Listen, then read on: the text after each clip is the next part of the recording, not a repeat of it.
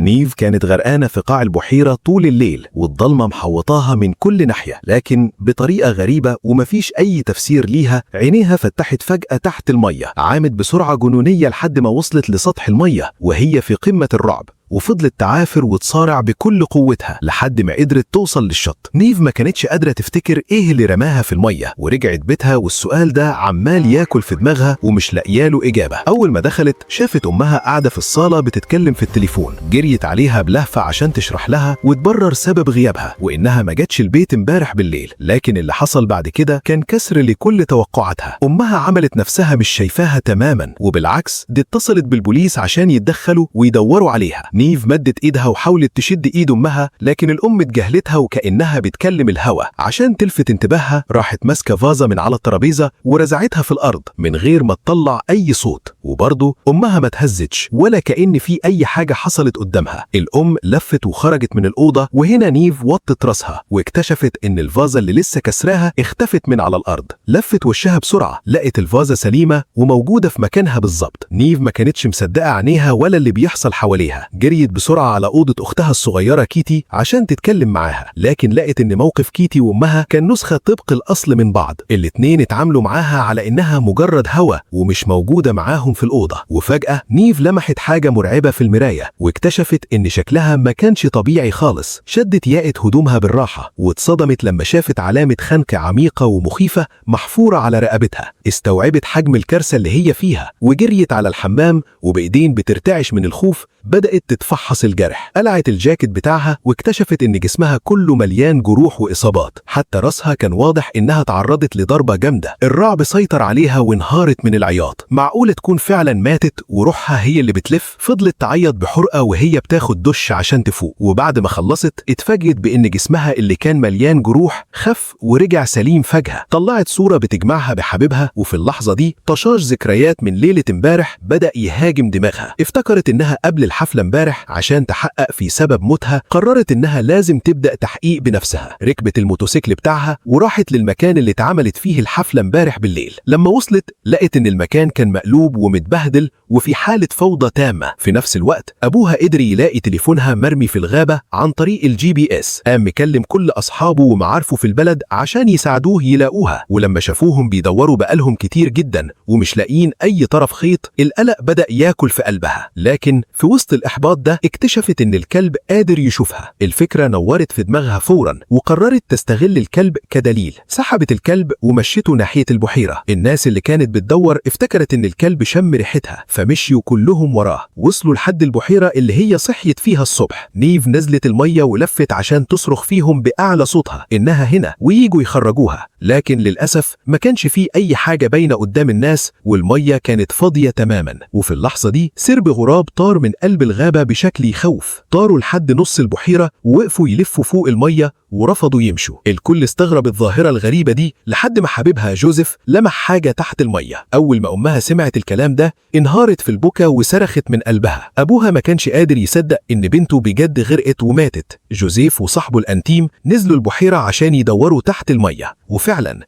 لقوا جثتها غرقانة تحت المكان اللي الغراب كان واقف فيه بالظبط. سحبوا الجثة وطلعوها على الشط، ولما أمها شافتها سرحت من الوجع واليأس وما كانتش عايزة تستوعب إن دي الحقيقة. أبوها كمان جري يحضن الجثة وهو في قمة العذاب والألم. نيف لما شافت أهلها بيتقطعوا بالشكل ده قلبها اتكسر وما قدرتش تستحمل الموقف واستخبت في الغابة. بعد كده البوليس بدأ التحقيق في الحادثة، قفلوا مسرح الجريمة وطردوا كل الناس اللي كانت واقفة. لكن لما أبوها دخل الغابة اكتشفت مفاجأة إن أبوها رجع ليشوفها تاني. الناس اللي كانت واقفة حوالين الأب افتكروه اتجنن لأنه بيكلم نفسه، وهو نفسه شك إن الحزن خلاه يهلوس ويشوف حاجات مش موجودة. عشان كده ركب عربيته بسرعة ومشي وساب المكان. نيف اللي كانت غرقانة في اليأس من شوية شعلة الأمل نورت جواها تاني. ساقت الموتوسيكل ورا أبوها بأقصى سرعة، لكن مهما حاولت تشرح له رفض يوقف العربية. قامت كسر بالموتوسيكل قدام عربيته فخبطها وطارت لمسافة بعيدة. من كتر خوفه وقلقه عليها نزل بسرعة من العربية عشان يشوفها كويسة ولا لا، لكنها قامت وقفت على حيلها من غير ولا خدش. قالت له انها محتاجة مساعدته ضروري عشان تلاقي القاتل اللي خلص عليها، لان هو الوحيد اللي قادر يشوفها وهو كان الكوبري الوحيد بينها وبين العالم الحقيقي. وعشان تكمل تحقيقها في سبب موتها وقفت بصمت جنب الدكتور الشرعي. كانت بتسمع كلامه عن جثتها بتركيز شديد. من خلال نتيجة الكشف المبدئي الدكتور بتخمن إنها ماتت مخنوقة، ولما الدكاترة جهزوا نفسهم عشان يبدأوا التشريح وقفت جنبهم وهي مرعوبة جدا. التوتر ده خلى نور الأوضة يبربش ويطفي ويقيد بشكل غريب. بعد التشريح الدكتور أكد إنها اتخنقت بحزام جلد لحد الموت، وفي علامات واضحة لضربة جامدة على قفاها، وإنها كانت ميتة أصلا قبل ما تترمي في المية. لكن الصدمة الأكبر ليها كانت بعد التحليل الكيميائي لما لقوا نسبة كبيرة من الكحول والمخدر في جسمها، وده معناه إن في حد حط لها مخدر في كاسها وقت الحفلة. نيف كانت مصدومة ومقهورة وما كانتش عارفة مين اللي بيكرهها للدرجة دي. رجعت البيت بسرعة لأبوها عشان تبلغه باللي عرفته. قالت له إنها اتخدرت امبارح بالليل وإن القاتل أكيد حد تعرفه، لأنها مستحيل تقبل مشروب من حد غريب. تاني يوم عيلتها راحت مع البوليس المشرحة عشان يتعرفوا على الجثة. أمها أول ما شافت الجثة انهارت وعيطت بحرقة ووجع وباست وشها عشان تودعها للمرة الأخيرة. نيف مسكت إيد أمها لكن الأم ما قدرتش تحس بأي حاجة. بعد ما رجعوا البيت نيف فتحت كمبيوتر أبوها ودخلت على حسابها على السوشيال ميديا. كانت بتراجع صور ليلة الجريمة وتدور على أي دليل، ولما شافت صورة معينة حتت صغيرة من ذاكرتها رجعت لها. افتكرت فجأة إنها شربت الكاس اللي توم اداهولها في الحفلة. راحت طيران على نادي الموتوسيكلات بتاع توم وهو بيغير هدومه، فتشت في تليفونه بسرعة ومن صورة شافتها جوه التليفون افتكرت إنها كانت مع بنت تانية لوقت طويل جدا في اليوم ده. في الوقت ده جوزيف دخل أوضة اللبس وقال لتوم إنه بجد بيحب نيف، وفي نفس الوقت أمها كانت بتعيط قدام الكاميرات وبتترجى أي شاهد يروح يبلغ البوليس عن الجاني. لما نيف رجعت البيت بصت تاني في صور الحفلة واتأكدت إنها كانت بتلعب مع أليكس في الليلة دي. طلبت من أبوها ياخدها البنزينة اللي أليكس شغالة فيها، والمفاجأة اللي ما كانتش على البال إن أليكس قدرت تشوف نيف. نيف كانت متفاجئة وطايرة من الفرحة. سألتها بلهفة عن اللي حصل في اليوم ده، بس أليكس قالت إن آخر مرة شافتها كانت مع جوزيف وما تعرفش إيه اللي حصل بعدها خالص. الأب استغرب وبصلها وما كانش فاهم إزاي حد تاني قادر يشوف بنته. نيف رجعت لمكان الحفلة وحاولت تفتكر حوارها مع جوزيف. افتكرت إنهم دخلوا الغابة في الليلة دي واتخانقوا وشكلها كانت بتطلب منه يسيبوا بعض، وبعدها مشيت لوحدها. الأب لما رجع البيت كان بيواسي مراته وقال لها إن بنتهم لسه موجودة وعايشة في الدنيا دي، وطلب منها تحاول تكلمها. لكن الأم اتعصبت وانفعلت أكتر. افتكرت إنه بيستفزها قاصد فطردته من البيت، وهو راح يغرق حزنه في الشرب وهي فضلت تعيط. أليكس كمان قرت خبر وفاة نيف في الجورنان. على الناحية التانية جوزيف دخل الكرفان بتاعه ولقى النور عمال يبربش، بس ما كانش شايف نيف اللي واقفة في الركن بتبصله، وكانت شاكة إنه هو القاتل. رجعت نيف لأليكس تاني. في الوقت ده أليكس كانت عرفت خلاص إنها ماتت، ولما شافتها خافت شوية بس الفضول كان أقوى. ما كانتش متخيلة أبدا إنها تقدر تكلم الأموات. نيف حكت لها هي ليه هنا وطلبت منها تساعدها عشان تلاقي القاتل الحقيقي، لأن هي وأبوها بس اللي بيقدروا يشوفوها. نيف دلوقتي كانت بتشك في جوزيف إنه القاتل بسبب الخناقة اللي حصلت بينهم ليلة الجريمة. أليكس ما كانتش مصدقة إن ابن عمها ممكن يقتل حد، بس نيف قالت إنها ما تعرفش مين القاتل، بس الشك كله رايح له، وطلبت منها تحقق معاها. أليكس اتحججت بتصليح الموتوسيكل وطلبت تقابل جوزيف، لكن مهما سألته كان بيرفض يجيب سيرة حكاية نيف لدرجة إنهم اتخانقوا. نيف فضلت ماشية ورا جوزيف، والمفاجأة إنه راح بيتها واتضح إنه جاي يستأذن أهلها إنه يشوف جثتها. وهنا نيف حست إنها ظلمته واتسرعت، لكن فجأة لقيته بيقابل كيتي. مشيت وراهم لحد الكرفان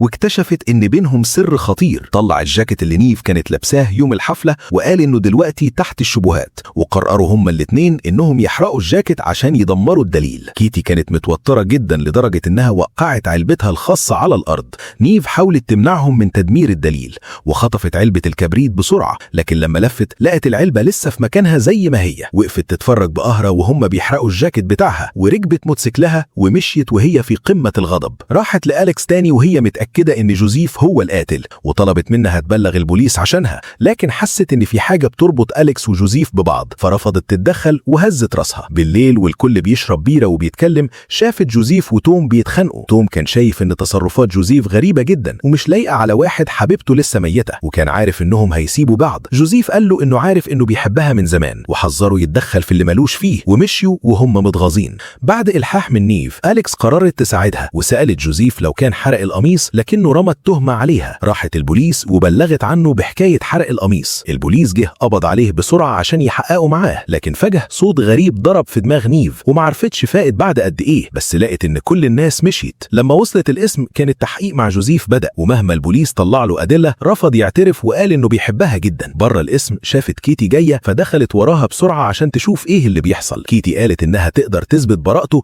لأنهم كانوا مع بعض الليلة دي. نيف اتصدمت إن أختها بتخونها مع حبيبها وخرجت وهي بتغلي. في اللحظة دي حست إن العالم كله خانها وإن القاتل الحقيقي حد تاني خالص. راحت تفضفض لأليكس عن الأوجاع اللي في قلبها. أليكس قالت إنهم نفس المصير. من كام سنة عملت حادثة بالعربية وموتت أعز أعز صاحبة ليها. الذكريات دي لسه بتطاردها لحد النهاردة، وده كان سبب إن جوزيف اتهمها إنها قاتلة، وافتكرت إنها وقت الحادثة سمعت نفس الصوت الغريب ده. وفي اللحظة دي نيف سمعت الصوت تاني وكان جاي من قلب الغابة بره البلد. قررت تدخل الغابة عشان تكتشف السر، وهناك لقت حجارة مرصوصة في كذا كومة فوق بعضها. لمستها لقيتها متغطية بتراب الفحم، وكأن حد بيحرق حاجة هنا باستمرار. راحت حكت لأليكس عن الاكتشاف ده، وكانت متأكدة إن الحجارة دي وراها سر، وطلبت منها يحققوا سوا. أليكس سألت أمها الضابطة اللي قالت إن الناس في البلد بيروحوا الغابة يعبدوا حد هناك وما تعرفش تفاصيل أكتر من كده. نيف شافت إن الصوت ده عامل زي دليل بيوجهها. رجعوا الغابة يحققوا وما كانوش عارفين إن كلام أليكس مع الهوا. لفت انتباه أهلها، راحوا لمكان العبادة وحاولوا يولعوا نار بس مفيش حاجة حصلت. ولما قربوا ييأسوا الصوت الغريب اتسجل وظهر تاني، وكأن نيف راحت لبيت ضلمة كحل. دورت ولقت باب منور، ولما فتحته رجعت للغابة تاني في ثانية. من وصفها للبيت أليكس خمنت إنه الفندق المهجور اللي في البلد. قرروا يروحوا، بس قبل ما يخرجوا إيد نيف طلعت دخان أسود. فهمت إن المشوار ده خطر، فطلبت من أليكس ترجع وتستنى منها خبر عشان ما تورطهاش. أليكس راحت بار البلد تشرب وتنسى همومها. جوز أمها كان جنبها وحس إنها متضايقة وسألها مالها، بس هي عارفة إن الحكاية دي ما تتصدقش،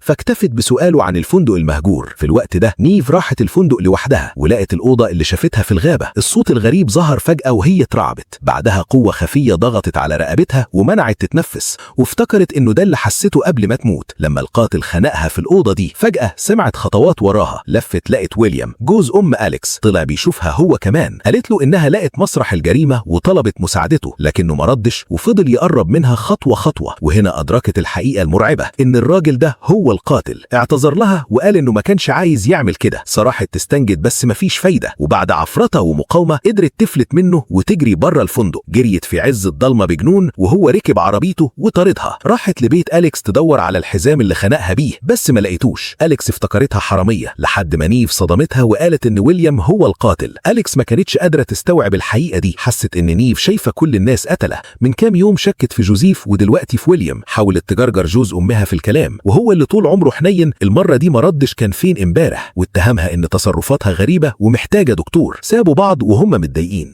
أليكس اتأكدت إنه مش طبيعي، فراحت مخزن العيلة تدور على الحزام، وقبل ما تلاقيه ويليام ظهر فجأة بره الباب. ولما مشيت لمحت جرح مريب جدا على كف ايده. نيف حكت لأبوها اللي حصل بس مفيش دليل، وكانوا محتاجين يلاقوا أي إثبات. راحوا كرفان جوزيف يسألوا عن مكان ويليام يوم الحفلة بس ما طلعوش بحاجة. فراحت بيت أليكس تسأل ويليام بس عمل نفسه مش شايفها وخرج. فضلت تستفزه بالكلام لحد ما اتعصب وركب عربيته ومشي. أليكس حكت لأمها إن ويليام له علاقة بموت نيف. ويليام كان طلب من أليكس تكذب على أمها والبوليس زمان وتتحمل الذنب عشان تحمي جوزيف اللي غمى عينيها في الحادثة. الأم دماغها لفت وافتكرت إن يوم اختفاء نيف ويليام ما كانش جنبها لما صحيت. أبو نيف راح القسم وقال إنه شاف ويليام مع بنته ليلة الحفلة وطلب منهم يحققوا. البوليس راح بيت أليكس والأم صدقت بنتها أخيرا واعترفت لزمايلها إن جوزها ما كانش في البيت ليلة الجريمة. بعد ما البوليس أخذ أقوال الشاهد اتحركوا فورا وقبضوا على ويليام. لكن لما أبو نيف راح يبلغ البوليس واحد من أعضاء النادي شافه. راحوا لحد بيت نيف واتخانقوا مع أبوها وسألوه ليه بيلفق تهمة للمدرب بتاعهم. الخناقة كبرت بين جوزيف وأبو نيف ووصلت للضرب. في الوقت ده نيف حست براحة عمرها ما حست بيها بعد ما اتقبض على ويليام اللي افتكرته قاتلها. راحت هي وأليكس وقفوا على حافة جبل قريب، وقفوا في وش الهوا وصرخوا بأعلى صوتهم زي المجانين. كانوا عايزين يطلعوا كل الخنقة والغضب اللي جواهم. ولما الاتنين حضنوا بعض نيف حست فجأة إن المشهد ده مألوف جدا. شريط الذكريات رجع بيها ليلة الحفلة اللي اتقتلت فيها، اللحظة اللي أليكس حطت لها فيها حبوب منومة. أليكس فضلت تبرر إنها عملت كده بس عشان تخلي الحفلة مجنونة ومثيرة أكتر، وما كانش قصدها تأذيها خالص، وما قالت لهاش على السر ده عشان كانت خايفة تخسر صاحبة عمرها. لما نيف شافت إن أعز صاحبة ليها واللي كانت بتثق فيها أكتر من أي حد لسه بتكذب عليها، ما بقتش عارفة تثق في مين. التلاتة اللي كانوا قادرين يشوفوها هم أكتر تلاتة جرحوها. يا ترى ده السبب الحقيقي اللي خلاهم يشوفوها؟ في اللحظة دي أليكس بصت لنيف بصدمة ورعب. إيد نيف كانت بتتحول لدخان أسود وبدأت تختفي بالتدريج، وبعد ثواني رجعت طبيعية تاني. بس الأكيد إن دي ما كانتش علامة خير خالص. نيف رجعت البيت ولقت أهلها متجمعين. أبوها قال لأمها إنهم يقدروا يشوفوا بنتهم ويتواصلوا معاها، ورغم إن الأم ما كانتش قادرة تشوفها بس بمساعدة الأب قدروا يتكلموا سوا. وبعد ما الأم سألت عن حاجات مفيش حد يعرفها غيرهم هما الاتنين بس، صدقت أخيرا إن بنتها بقت روح. الأم فضلت تحكي إزاي كانوا بيخرجوا يتسوقوا سوا زمان، بس لما نيف كبرت المسافات بعدت بينهم وما بقتش حتى فاكرة إمتى آخر مرة حضنت بنتها فيها. التلاتة أخيرا اتجمعوا بصعوبة، بس القسيس دخل عليهم وقطع اللحظة بيه. القسيس كان جاي يستعجلهم عشان يدفنوا جثة نيف في أسرع وقت. نيف اترعبت وجريت بره البيت بسرعة. أبوها لحقها وسألها مالها وخايفة من إيه. حكت له على قصة الدخان الأسود اللي ظهر في إيدها، وكانت مرعوبة إنهم لو دفنوا جثتها هتتحول كلها لدخان وتختفي للأبد، وساعتها مش هتشوف أهلها تاني خالص. في نفس الوقت ويليام كان لسه بيتحقق معاه في الاسم. البوليس لقى مفتاح المركب في البحيرة، بس ويليام اتحجج لأن ده مركب عام وناس كتيرة في البلد معاهم نسخة منه. لكن البوليس واجهوا بأنهم لقوا بقع دم في الفندق المهجور، وإن الطب الشرعي بيعمل تحليل DNA دلوقتي. ويليام سكت وقال إنه مش هيتكلم ولا كلمة. الأم اتخانقت مع القسيس بسبب موضوع الدفن ده. كان صعب عليها جدا إنها تتكلم مع بنتها عن طريق جوزها بس كأنه مترجم، وما كانتش عايزة بنتها تختفي من حياتها تاني، بس كانت عارفة برضو إن تأجيل الدفن مش حل دائم. الحيرة دي كانت ممزقاها، فراحت الكنيسة تصلي وتطلب من ربنا إشارة. وعشان نيف ما قدرتش تشوف أمها مكسورة كده، طفت الشمعة عشان تديها إشارة إنها موافقة على الدفن. وبالفعل العيلة دفنت جثة نيف وهم في قمة الحزن والألم. تاني يوم الصبح نيف فتحت عينيها ولقت نفسها لسه موجودة وما اختفتش. فرحت جدا وكانت هتطير تبلغ أليكس، بس في الوقت ده البوليس أفرج عن ويليام لعدم كفاية الأدلة. أم أليكس ما كانش فارق معاها ويليام قتل نيف ولا لأ، اللي فارق معاها إنه خلى بنتها تشيل الليلة وتدفع ثمن غلطة جوزيف، وده شيء مستحيل تسامحه عليه. لمت هدومه وطردته بره البيت. نيف لما شافت التناكة والبرود على وش ويليام الدم غلى في عروقها. حتى لو ما كانش هو القاتل فهو أكيد له إيد في الجريمة دي، وقررت إنه لو القانون مش هيعاقبه هي هتشوف طريقة تانية، بس ما كانتش عارفة تبدأ منين. نيف حست بعجز شديد، لكن اللي حصل بعد كده إن الصوت الغريب ده ظهر تاني جنب إيدها، بس المرة دي الصوت كان واضح جدا. أليكس وقفت مذهولة وهي شايفة نيف بتطير في الهواء وتختفي من قدامها. في اللحظة دي نيف لقت نفسها جوه الفندق المهجور. الصوت كان كأنه بيحاول يوصل لها رسالة. شافت خربشة غريبة على الكرسي، ولما حاولت تلوسها خمنت إن الصوت طالع من هنا. وهي سرحانة وبتحاول تفهم لمحت في ركن الأوضة هيكل عظمي لابس جيبة مرمي على الأرض. اتضح إن في حد تاني اتقتل في نفس الأوضة دي. الهيكل العظمي فجأة اتحول لدخان أسود واتجمع وبقى على شكل بني آدم. الست دي طلعت فيكتوريا طليقة ويليام. وهنا نيف فهمت إن الصوت الغريب ده كان بتاع فيكتوريا. كان باين إنها ما اتكلمتش مع أي بشر من سنين. فيكتوريا اتعرفت على نيف وكانت متأكدة إنها مقتولة، بس ما تعرفش مين اللي كرهها لدرجة إنه يقتلها. لحد اليوم اللي نيف صحيت فيه في البحيرة فيكتوريا حست بوجودها، وعشان كده استخدمت الصوت ده عشان تسحبها للمكان ده. فيكتوريا نفسها ما كانتش عارفة هي ليه ظهرت هنا، وراحت مورية نيف علامة الخنق اللي على رقبتها. وهنا نيف أدركت الصدمة، الاتنين اتقتلوا على إيد نفس الشخص. فيكتوريا خلت نيف تشوف اللي حصل لها يوم ما ماتت. اليوم ده كان عيد ميلاد ويليام، وعزموا كل حبايبهم وأصحابهم في البيت. من ضمن المعازيم كانوا أهل نيف وويليام ومايكل اللي هو أبو جوزيف. كلهم متربيين سوا في البلد من صغرهم، كانوا بيشربوا ويضحكوا والقعدة كانت حلوة جدا. لكن فجأة ويليام ومايكل مسكوا في بعض واتخانقوا بسبب استثمار الفندق. فيكتوريا راحت تواسي مايكل، بس هو فهم غلط وافتكر إنها معجبة بيه. وويليام شاف المنظر ده والموقف بقى محرج جدا للكل. فيكتوريا راحت الجراج عشان تجيب هدية عيد الميلاد اللي كانت مجهزاها لجوزها، لكنها افتكرت إنها نسيتها في الفندق اللي كان بيتجدد. ساقت عربيتها وراحت هناك عشان تجيبها. وهي هناك سمعت دوشة جاية من أوضة فوق. جمعت شجاعتها وطلعت تستكشف فيه إيه،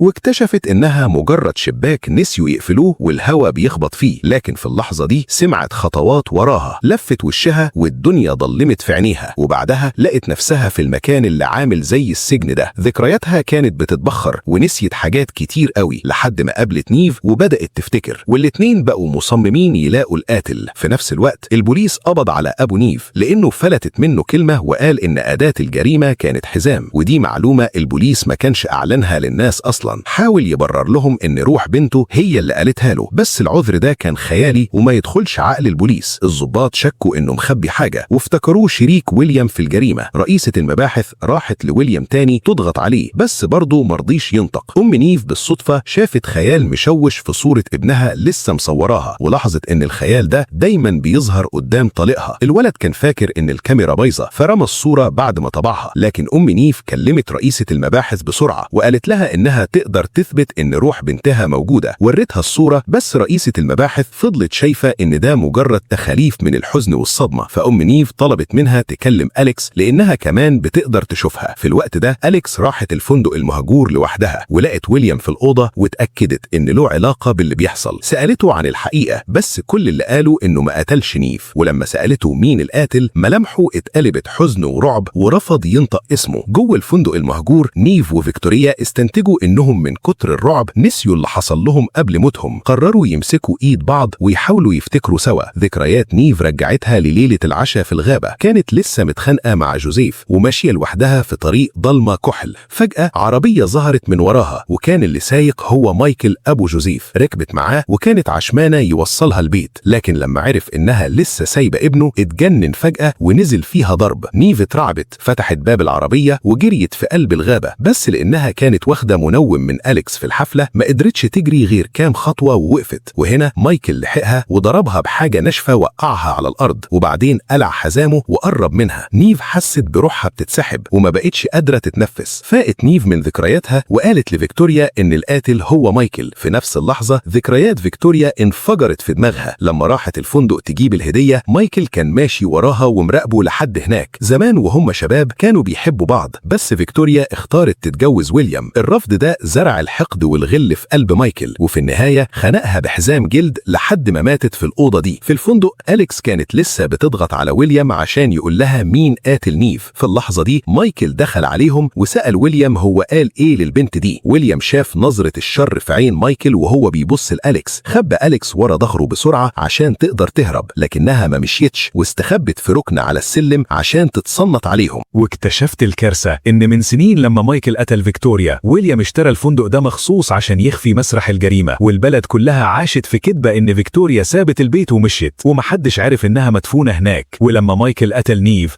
راح اعترف لويليام برضه، وويليام ساعد أخوه يدمر أداة الجريمة اللي هي الحزام. بس لما مايكل فكر يقتل أليكس ويليام غضب واتقهر من اللي أخوه بيعمله. مايكل هدده إن لو أليكس فتحت بقها هيروحوا هما الاتنين في داهية، لكن ويليام قال له إنه عنده طريقته عشان يهرب وسابه ومشي. في الوقت ده رئيسة المباحث كلمت أم نيف وعرفت إن أليكس بتشوف الروح كمان، فاتصلت بيها. تليفون أليكس رن ولفت انتباه مايكل فورا. بدأ يقرب من الطرقة خطوة خطوة، بس من حسن حظها قدرت تهرب في آخر لحظة. وأول ما مايكل مشي اتصلت بالبوليس وحكت لهم القصة كلها وأكدت لهم إن مايكل هو القاتل. وبعدين لمحت أنوار بتبربش فعرفت إن روح نيف لسه في الفندق وبدأت تدور عليها. رئيسة المباحث حركت قوة فورا عشان تقبض على مايكل، وأم نيف راحت الفندق عشان تدور على بنتها. نيف اكتشفت إنها محبوسة في أوضة هي وفيكتوريا لأنهم أرواح وما قدروش يكسروا باب مسدود. بس أليكس مشيت ورا النور لحد ما وصلت للأوضة وسمعت نيف بتخبط. حاولت تزق الباب بس صوت نيف كان طالع من ورا الحيطة. نيف شدت فيكتوريا عشان يخرجوا سوا، بس فيكتوريا من كتر قعدتها في الضلمة بقت مرعوبة من العالم اللي بره وفضلت إنها تفضل محبوسة على إنها تخرج. طلبها الوحيد كان إن نيف تفضح السر للناس كلها. لما أم نيف وصلت كانت أليكس كسرت حتة كبيرة من الحيطة. اتعاونوا مع بعض وطلعوا أليكس المحبوسة وراحوا على بيتهم. في اللحظة دي ويليام كان بيحفر عشان يطلع الحزام اللي خباه ونقلوا المكان أمان. مايكل كان عمال يتصل بيه بس مفيش رد، فراح له البيت واستخبى ورا الباب وسمع ويليام وهو بيجهز يسلم الدليل للبوليس. مايكل طلع سكينته وهدد أخوه يسلمه الدليل. هنا ويليام لمح روح نيف واقفة بره الباب فصرخ وقال إن الدليل في النادي وحاول يهرب، بس مايكل كان خلاص اتجنن واتعمى من غير ذرة ضمير. كل اللي كان شاغل باله إنه يدمر الدليل اللي في النادي. لما مايكل راح النادي يدور على الدليل نيف اتحكمت في النور وضلمت المكان. مايكل اترعب وطلع يجري زي المجنون، وأول ما ركب عربيته لقى أبو نيف بيلف حزام حوالين رقبته وبيخنقه. اتضح إن الأم كانت حكت للأب كل حاجة، وعشان ينتقم لبنته قرر يقتله بنفس الطريقة اللي قتل بيها بنته. ولما أم نيف وصلت كان مايكل خلاص قاطع النفس. عملوا له تنفس صناعي ورجع للوعي، وأول ما فتح عينه شاف نيف في وشه. البوليس وصل وقفل الفندق بالكامل ولقوا جثة فيكتوريا في الأوضة الضلمة. فيكتوريا لما شافت إن خلاص حقها هيرجع طلعت بشجاعة، ولما خرجت من باب الفندق شافت جوزها وابنها اللي اتحرمت منهم سنين، بس للأسف ما قدروش يشوفوها. البوليس واجه مايكل بالأدلة وحقق معاه واترمى في السجن عشان يدفع ثمن جرايمه. في الوقت ده رجع ويليام لنيف الحزام اللي خباه وقال لها إنه هينقله المكان أمان، ولكن نيف قالت له إن الدليل وصل للبوليس. ولما البوليس جه حقق مع مايكل وتبين إن أخوه هو القاتل. ولما الناس شافت فيكتوريا الأقاويل كترت وخافت الأساطير ترجع. ولما البوليس وصل لبيتهم لقوا النور بيبربش وعرفوا إن فيكتوريا لسه موجودة ومايكل بيحاول يخلص عليهم. وفجأة لقوا شبعة أنوار من الركن وتحولت لفيكتوريا وقالت لمايكل إنها مش طيبة زي نيف وتحولت لدخان أسود وبلعته جواها. ولما البوليس جه لقوا قلب مايكل واقف ودفع ثمن كل نقطة دم نزلها. وهنا بتخلص رحلتنا، ودايما بنتعلم إن حبل الكب قصير وإن الدم عمره ما بيبقى مية، واللي بيقتل هيجي يوم ويتقتل بأبشع الطرق. إيه رأيكم في نهاية مايكل؟ هل كان يستاهل أكتر من كده؟ مستني رأيكم في الكومنتات. لو عجبكم الفيلم والتلخيص ما تنسوش تخبطوا اللايك التمام وتشتركوا اشتركوا في القناة عشان تشوفوا كل جديد. أشوفكم في حكاية جديدة. سلام.